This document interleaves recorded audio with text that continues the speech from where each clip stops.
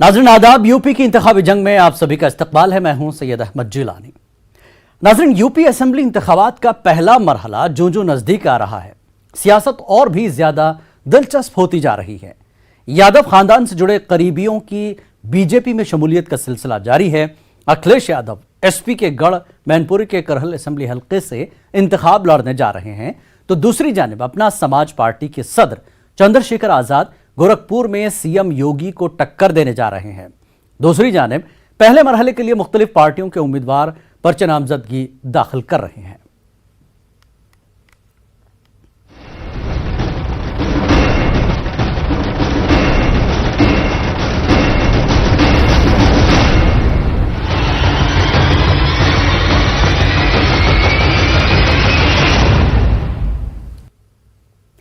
Samajwadi party उत्तर Pradesh assembly इंतखाबात के लिए पूरा जोर लगा रही है। इस दरमियान पार्टी सरबराह अखिलेश यादव के मैनपुरी के करहल असेंबली हल्के से इलेक्शन लड़ने की खबर सामने आई। पार्टी ने अखिलेश यादव को मैनपुरी से मैदान में उतारने का ऐलान किया, जो समाजवादी पार्टी का गढ़ समझा जाता है।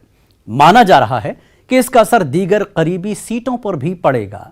इससे पहले अखिलेश के आजमगढ़ की गोपालपुर सीट से इलेक्शन लड़ने की कयास आराइयां की जा रही थी। समाजवादी पार्टी के सरबराह अखिलेश इस वक्त आजमगढ़ से लोकसभा के रुकने पार्लियामेंट है, लेकिन काफी दिनों से यह बहस चल रही थी कि अखिलेश यादव अपने वालिद और पार्टी के सरपरस्त मुलायम सिंह यादव के पार्लिमानी हल्के मैनपुरी की किसी भी असेंबली सीट से इंतखाब लड़ सकते हैं, क्योंकि मैनपुरी समाजवादी पार्टी का गढ़ रहा है और अखिलेश यादव का इस सीट से इलेक्शन लड़ने से आसपास की कई सीटों पर असर पड़ सकता है।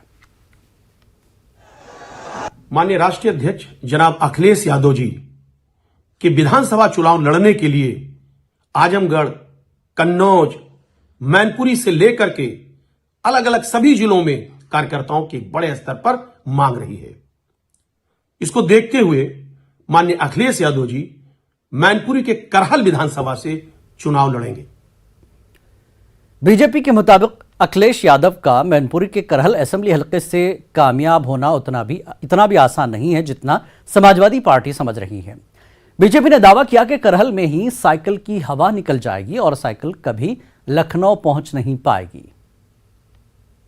लोकतंत्र में भारत का संविधान की आजादी देता है कि कोई भी व्यक्ति कहीं से भी चुनाव लड़ सकता है।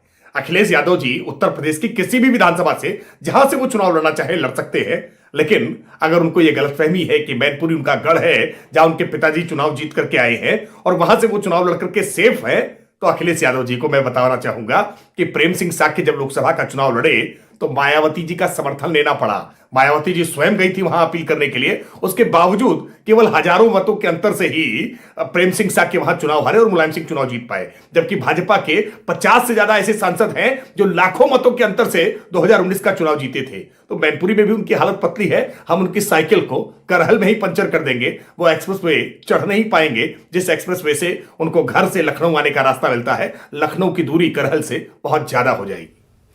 उत्तर प्रदेश इंतखाबात के लिए कांग्रेस ने अपने उम्मीदवारों की दूसरी फहरिस्त भी जारी कर दी है। इस फहरिस्त में कुल 41 उम्मीदवारों का ऐलान किया गया है, जिसमें 16 खवातीन को भी टिकट दिया गया।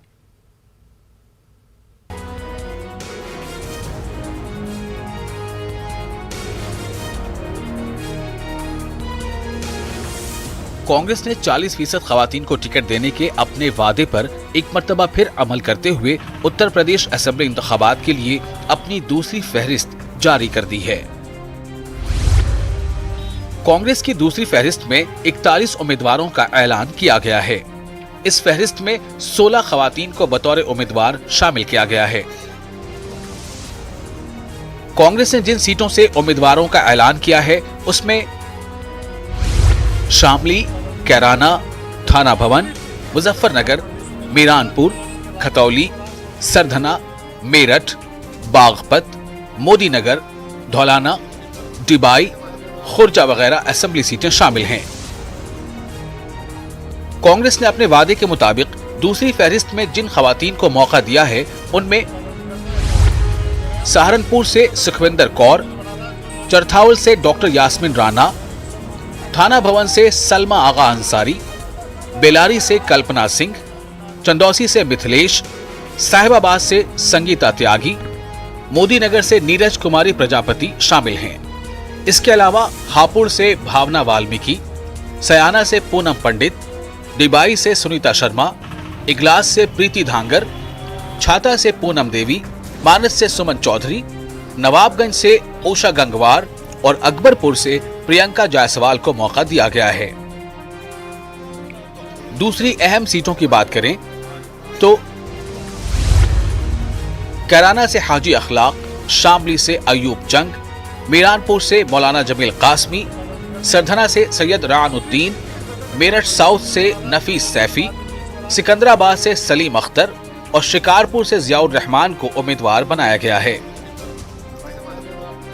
वाज़ेह रहे, कांग्रेस ने 125 उम्मीदवारों पर मुश्तमिल अपनी पहली फहरिस्त में 50 खवातीन उम्मीदवारों को टिकट दिया है। Bureau report, news 18 Urdu. Uttar Pradesh assembly इंतखाबात के लिए उम्मीदवारों का ऐलान करके असदुद्दीन अवैसी लगातार सबको चौंका रहे हैं। उत्तर प्रदेश में होने वाले असेंबली इंतखाबात में अपने मिशन 100 की तरफ कदम बढ़ाते हुए एमआईएम ने उम्मीदवारों की तीसरी फहरिस्त जारी कर दी। इसमें एमआईएम ने 2 हिंदू उम्मीदवारों को भी चुनावी मैदान में उतारा है। 7 उम्मीदवारों पर मुश्तमिल फहरिस्त में जिला मेरठ की हस्तिनापुर असेंबली सीट से विनोद जाटव, मेरठ की मेरठ सिटी सीट से इमरान अंसारी, अलीगढ़ की बरौली सीट से शाकिर अली, बुलंदशहर की सिकंदराबाद सीट से दिलशाद अहमद, बाराबंकी की रामनगर सीट से विकास श्रीवास्तव, सहारनपुर की नुक्कड़ असेंबली सीट से रिजवाना और मुरादाबाद की कन्नर की असेंबली सीट से हाफिज वारिस को एमआईएम ने चुनावी मैदान में उतारा है। इससे पहले एआईएमआईएम ने साहबाबाद असेंबली सीट से ब्राह्मण उम्मीदवार पंडित मनमोहन झा का गामा को टिकट देकर सबको चौंका दिया था।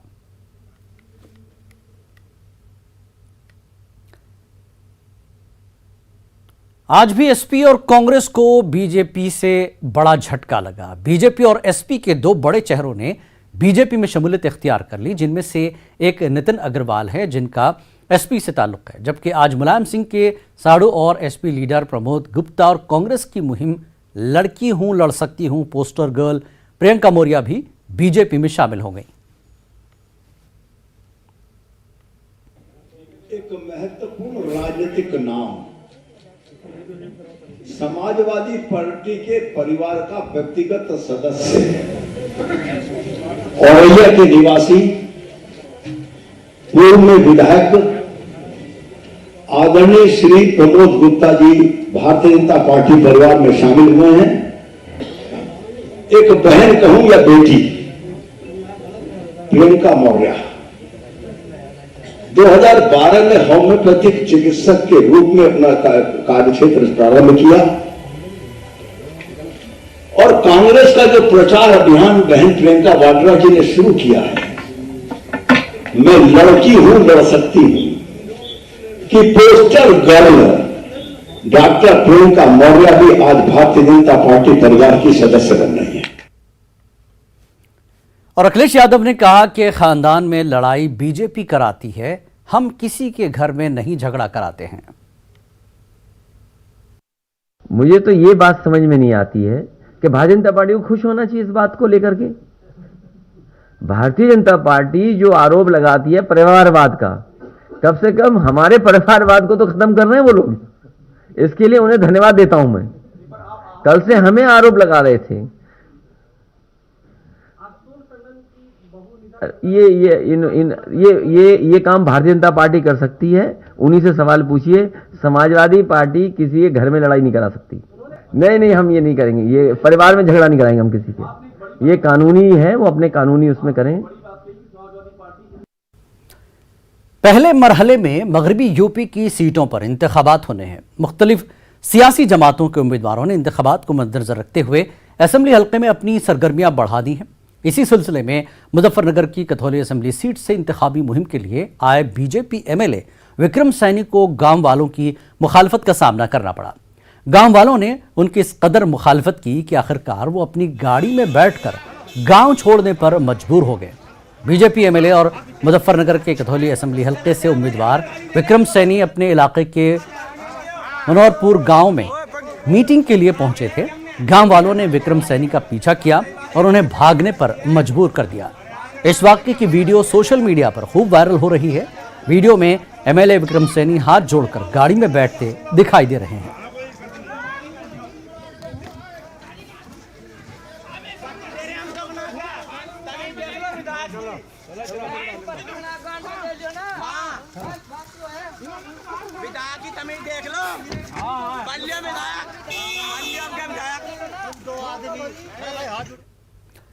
इलेक्शन कमीशन ने सियासी रैलियों पर पाबंदी लगा रखी है, लेकिन कुछ लीडरान मौका मिलते ही मुतनाज़ा बयान देने से नहीं चूक रहे हैं। मेरठ की कठोर सीट से मौजूद बीजेपी एमएलए और दोबारा इसी सीट से पार्टी उम्मीदवार सतवीर त्यागी ने आज पर्चे नामजदगी दाखिल करने के बाद अपने मुखालिफ सियासी जमात समाजवादी पार्टी उम्मीदवार शाहिद मंजूर का बगैर नाम लिए उनको माफिया और दहशतगर्द तक कह डाला। बीजेपी उम्मीदवार के इस बयान पर शाहिद मंजूर ने तो कोई रद्देमल जाहिर नहीं किया, लेकिन उनके भाई ने उसे भड़काने वाला बयान करार देते हुए इलेक्शन कमीशन से कार्रवाई का मुतालबा किया।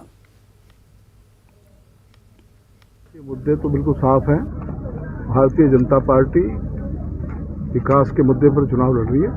निश्चित तौर पर हमारे सामने बहुत बड़ा माफिया और अपराधी और जिसको आतंकवादी भी कह सकते हैं, इस तरह के लोग चुनाव में आए हैं और निश्चित तौर पर पहले भी हमने हराया और इस बार तो हम लगभग 50,000 वोटों से उसको हराने जा रहे हैं। देखिए, उत्तर प्रदेश में आरएलडी गठबंधन सरकार बनाने जा रहा है। विधायक जी जो हैं बहुत अपनी स्थिति उनकी बहुत मजबूत नहीं है और भारतीय जनता पार्टी बहुत कमज़ोर कठोर विधानसभा क्षेत्र में है। विधायक जी बौखलाए हुए हैं। बीजेपी की लोनी म्यूनिसिपैलिटी की चेयरमैन रंजीता धामा ने बीजेपी से इस्तीफा दे दिया है और आज़ाद उम्मीदवार की हैसियत से इंतखाबी मैदान में उतरी हैं। आज उन्होंने लोनी असेंबली से अपना पर्चा नामजदगी दाखिल किया। रंजीता धामा ने कहा कि पार्टी ने एमएलए नंदकिशोर गुर्जर को उम्मीदवार बनाकर गलती की है। हमने पार्टी की बहुत खिदमत की, लेकिन पार्टी ने मुझे टिकट नहीं दिया, इसलिए अब आज़ाद उम्मीदवार के तौर पर मैं इलेक्शन लड़ूंगा। इससे पहले मैं एक परिवार से जुड़ी हूँ और मेरे पति को उसी पार्टी के विधायक ने जेल में भिजवाया मेरे लिए। मैंने पहले भी कहा है कि ये मेरे चुनाव केवल 2022 का चुनाव नहीं है, बल्कि मेरे परिवार के और लोनी के सम्मान के, जिन्होंने बड़े दिल से हमें चुना था, उन सभी के सम्मान की लड़ाई को मैं लड़ी। जो भारतीय जनता पार्टी ने जो ये फैसला लिया है, इसे प्रत्याशी बनाकर मैं यहाँ पर उसको हराने के लिए और चुनाव जीतने के, क्योंकि मैं दिखाना चाहती हूँ भारतीय जनता पार्टी को, मैं असली ताकत दिखाना चाहती हूँ कि अगर पार्टी गलत फैसला करती है तो उसका क्या अंजाम होता है, ये पता चल जाएगा जब चुनाव परिणाम के नतीजे आए। गाजियाबाद के मोदी नगर असेंबली सीट से बीजेपी की उम्मीदवार मंजू सिवाच ने अपना पर्चा नामजदगी दाखिल किया। मंजू सिवाच ने कहा कि मैंने बहुत काम किया है, पार्टी ने एक बार फिर मुझ पर एतमाद किया है और हमारे सामने कोई मुकाबला नहीं, जीतने के बाद मजीद काम करेंगे। देखिए, पूरी तैयारी है और 5 साल में जनता ने अंतर देखा है। आने वाले 5 साल में और भी ज़्यादा अंतर होगा, और भी बेहतर होगा, और भी ज़्यादा अपने मोदी नगर में प्रगति होगी। नए इंस्टीट्यूशन आएंगे शिक्षा के क्षेत्र में, स्वास्थ्य के क्षेत्र में, और महिलाओं की जो व्यवसाय हैं उनके क्षेत्र में निश्चित ही परिवर्तन आएगा। मेरे क्षेत्र के लिए मैंने कोई व्यावसायिक कॉलेज किसी भी क्षेत्र का, चाहे मेडिकल इंजीनियरिंग या पॉलिटेक्निक हो, उसके लिए मैंने कोशिश करी थी, वो नहीं हो पाया था। आने वाले समय में मैं उसके लिए कोशिश करूंगी। और एक मेरा अभी जो रेलवे का पुल है वो अभी थोड़ा सा उसका आधा काम हुआ है, निश्चित ही उसको मैं आगे बढ़ाऊंगी। और महिलाओं के लिए कि कुछ वहाँ पर इंडस्ट्री या कोई ऐसा शुरू हो जाए जिससे कि उनको वहीं व्यवसाय मिले। यहां रुकेंगे एक छोटे से ब्रेक के लिए। ब्रेक के बाद जल्द हाजिर होते हैं।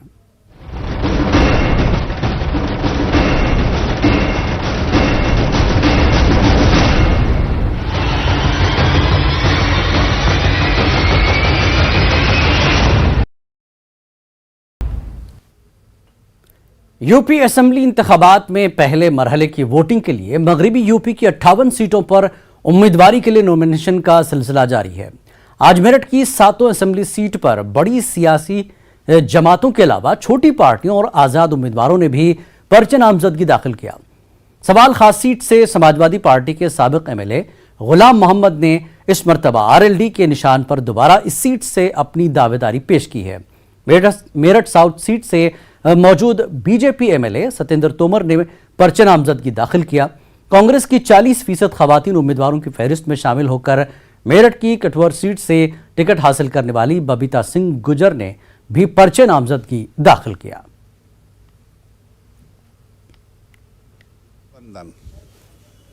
खदेड़े पे लगा हुआ है, उसके अलावा किसी की कोई यहाँ सूझ नहीं रही है। मत बन चुका है लोगों का, पब्लिक ओपिनियन बन चुकी है, इनके सारे कारनामे देख चुके हैं, चाहे बीएसपी हो, ओवैसी हो, कि ये हो कि वो हो। अब कोई नहीं है, सिर्फ गठबंधन की तरफ लोगों की निगाहें गड़ी हैं और उसी पर भरोसा किया जा रहा है कि ये इस सत्ता से मुक्ति दिला सकते हैं। देश के यशस्वी प्रधानमंत्री माननीय मोदी जी के निर्देशन में और योगी जी के नेतृत्व में हम लोग हमेशा लोगों के बीच में रहते हैं। तो मुद्दे तो देखिए, विकास हमेशा एक सतत प्रक्रिया है चलने वाली। हम लोग हमेशा मेरठ के विकास पर हम लोगों का ध्यान है और मैं कह सकता हूं कि 2014 के बाद मेरठ विकास के पथ पर आगे बढ़ा है, लेकिन अभी आवश्यकता है और 2022 से 2027 के बीच में और तीव्र गति के साथ मेरठ का विकास किया जाएगा। मेरा अधिकार है, मेरी पार्टी ने मुझे ये इस लायक बनाया है कि मैं उनके बीच में जाके उनकी सेवा का काम कर सकूं। तो जो मेरे जहाँ, क्योंकि वहाँ भी मेरे भी परिवार हैं, मैं भी उन्हीं लोगों के बीच में से हूँ, उन्हीं की बहू बेटी हूँ, तो उन्हीं का अधिकार तो रह नहीं गया हमारे भाइयों का कि भाई भाई अधिकार लेंगे और भाई भाई सेवा करेंगे। अरे बहन हूँ और मैं तो बहुत अच्छे से कर सकती हूँ। एक महिला जितना परिवार की सेवा और समर्पण के साथ कर सकती है, भाइयों को तो पता भी नहीं चलता इतना। तो भाइयों से तो यही कहेंगे कि भाइयों आप जाओ, आप अपनी विदाई लो। इस बार हमारी बहन है मैदान में तो उनको आने दो। अलीगढ़ मुस्लिम यूनिवर्सिटी की तलबा सियासत से शुरुआत और तलबा यूनियन के सदर तक के ओहदे पर फायज रहने के बाद अब एम सलमान इम्तियाज अपनी सियासी सफर का आगाज करने जा रहे हैं।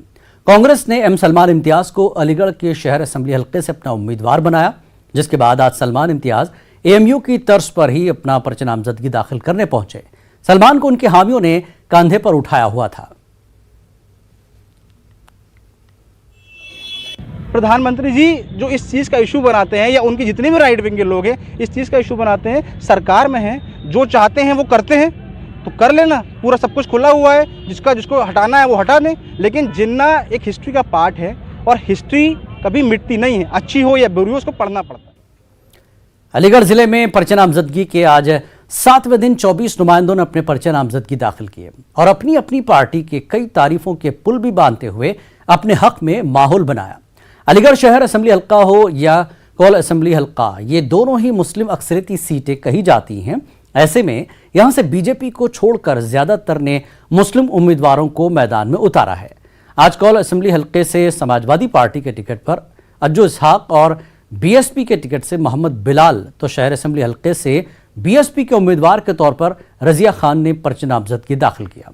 इस दौरान मीडिया से बात करते हुए सभी ने एक दूसरे पर तंज कसते हुए माहौल को अपने हक में बताया और बरसर इख्तिदार बीजेपी पार्टी को इख्तिदार से बेदखल करने की बात कही। सीट जीत रहे हैं, 400 सीटें लेंगे, 3 विपक्ष के लिए छोड़ देंगे, लोकतंत्र जिंदा रखने के लिए। क्या मुद्दे रहेंगे चुनाव में? सच, झूठ के खिलाफ, मोहब्बत, नफरतों के खिलाफ, रोजगार बेरोजगारी के खिलाफ और किसान उद्योगपतियों के खिलाफ। हमारे मुद्दे बेरोजगार, कानून व्यवस्था, महंगाई। कोल से मुस्लिम उम्मीदवार अज्जू इसहाक भी हैं, क्या आपको लगता है कि वो वोट काटेंगे? बिल्कुल नहीं काटेंगे। अज्जू इसहाक, समाजवादी की कोई लहर नहीं है, कुछ नहीं है। बहन जी की 5वीं बार सरकार बनने जा रही है। वहाँ जनता काफ़ी सारी समस्याएं हैं जो अभी तक सॉल्व नहीं हुई हैं। जैसे मैं जनसंपर्क में जाती हूँ, जैसे मैं कन्वेंसिंग के लिए जाती हूँ, तो बहुत सारी प्रॉब्लम है जो लोग मुझसे शेयर करते हैं। तो मैं उन लोगों से ये वादा कर भी लेती हूँ और उनसे बोलती भी हूँ कि आप लोगों ने अगर जिताया, एमएलए मैं बनी, तो आप लोग एमएलए बनेंगे, मेरा अलीगढ़ का आवाम एमएलए बनेगा और उनकी जितनी भी सारी परेशानियाँ हैं जो एमएलए कोटे की होंगी, मैं वो सारी सॉल्व करूँगी।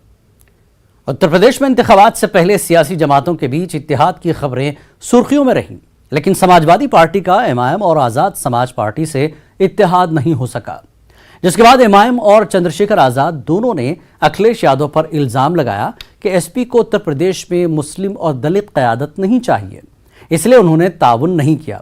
जिस पर समाजवादी पार्टी का कहना है कि इससे समाजवादी पार्टी को कोई फर्क नहीं पड़ेगा, दलित और मुस्लिम अखिलेश के साथ हैं। अब देखना यह है कि दलित और मुस्लिम वोटरों के दरमियान इन इल्जामात से क्या सूरत हाल पैदा होती है। तो बड़े भाई विकेट चंद्रशेखर आजाद साहब दे चुके हैं उन्होंने बताया कि देखिए 2 बार जो मुलाकात हुई और जो राजनीति है वो असूलों पे चलती है, वो जो है बातों पे चलती है, जवान पे चलती है। ईमानदार सोच होनी चाहिए, इरादे नहीं होने चाहिए। समाजवादी पार्टी जिस तरीके से लोगों से वादा कर रही है, जब चुनाव के पहले ही जो दलितों से वादा किया है कि हम दलितों को प्रतिनिधि देंगे, उन्होंने 25 सीटों पे जो है बातचीत करी 6 महीना पहले, और वो जाके बाद के सीट को इस तरीके से कम किया कि जो है जिससे दलितों को नेतृत्व दिया नहीं जा सके। वो 12 बोले, 7 बोले, फिर 2 पे आगे बोल दिए। वो जान रहे थे कि जो चंद्रशेखर जी जो स्वाभिमानी है वो मना कर देंगे, बात नहीं बनेगी। तो जो उनके पास लोग आए उससे जो है कहते नहीं कि एक राजनीति जो भाव बढ़ गए, तो उनको गलत फहमी हो चुकी है। हो सकता है जो है जनता देख रही है, वो जो है दलितों को जिस तरीके से जो है अनदेखा किया गया है, जिस तरीके से जो है दलित समाज को जो है दरकिनार किया जा रहा है राजनीति से, तो जनता जो है दलित समाज के लोग इस बार जवाब देंगे। राष्ट्र अध्यक्ष बैरिस्टर असदुद्दीन ओवैसी साहब ने चुनाव के सभी मंचों में जा के ये बात कही थी कि हम कांग्रेस और भाजपा छोड़कर सभी क्षेत्रीय पार्टियों से गठबंधन करना चाहते हैं। लेकिन जिस तरह से अखिलेश यादव का रवैया दिख रहा है कि एक मुस्लिम लीडरशिप की पार्टी को साथ में नहीं ले रहे हैं, और ठीक उसी के बाद एक दलित लीडरशिप चंद्रशेखर रावण जी को भी उन्होंने नकार दिया। इससे साबित होता है कि अखिलेश यादव नहीं चाहते हैं कि एक दलित लीडरशिप खड़ी हो और नहीं चाहते कि मुस्लिम लीडरशिप है, और इसका खमियाजा ये 2022 के चुनाव में ज़रूर से ज़रूर हम पाएंगे। जब ऑल इंडिया मुस्लिम मजलिस यहाँ पर आई तो उसने शुरू में जो है राग अलापा बहुजन समाज पार्टी के साथ, तो उन्होंने बहुत सी ऐसी बातें करी कि मायावती जी को वो लुभाएं। लेकिन जब मायावती जी ने साफ इनकार कर दिया, तब वो उन्होंने राजभर को पकड़ा, फिर राजभर ने भी जो है उनके साथ छल किया, फिर उसके बाद जो है चंद्रशेखर को साथ रहे। जब ये सबसे बात नहीं बनी, जनता उत्तर प्रदेश जनता ने उनको नकार दिया, तब वो कहने लगे कि समाजवादी पार्टी हमको हिस्सा दे। आप जनता के बीच में उनके मुद्दों की बात ना करके सिर्फ इमोशनल अत्याचार करके आप सीट लेना चाहते हो, तो ये नहीं होने वाला है। देखिए, जो जनता के बीच में रहेगा, जो संघर्ष करेगा, जिसको जनता पसंद कर रही है उसी को जनता चुनेगी। इमोशनल से अब काम नहीं चलने वाला है। उत्तर प्रदेश में सियासी पार्टियों के इत्तेहाद की खबरें चुनाव की तारीखों के ऐलान से कई महीने पहले शुरू हो गई थीं, लेकिन जिस तरह से समाजवादी पार्टी सबसे आगे सुर्खियों में रही कि किससे उसका इत्तेहाद होगा, पहले MIM और फिर चंद्रशेखर आजाद पार्टी से इत्तेहाद की खबरें रहीं, लेकिन दोनों से ही इत्तेहाद नहीं हुआ। तब जाकर दोनों पार्टियों ने इन पर इल्जाम लगाया कि ये मुस्लिम लीडरशिप और दलित लीडरशिप उत्तर प्रदेश में नहीं चाहते हैं। अब तो ये नतीजे ही बताएंगे कि मुस्लिम और दलित किस ओर वोट करेंगे। कानपुर से संदीप सविता, न्यूज़ 18 उर्दू। हम सब की जिंदगी में कोई ना कोई ऐसा होता है जिसे हम अपना रोल मॉडल समझते हैं, हम उनसे मुतासिर होते हैं। न्यूज़ 18 की पहल बायजूस यंग जीनियस में इस हफ्ते हमारे साथ शामिल होंगी रोलिना बोरगोहिन।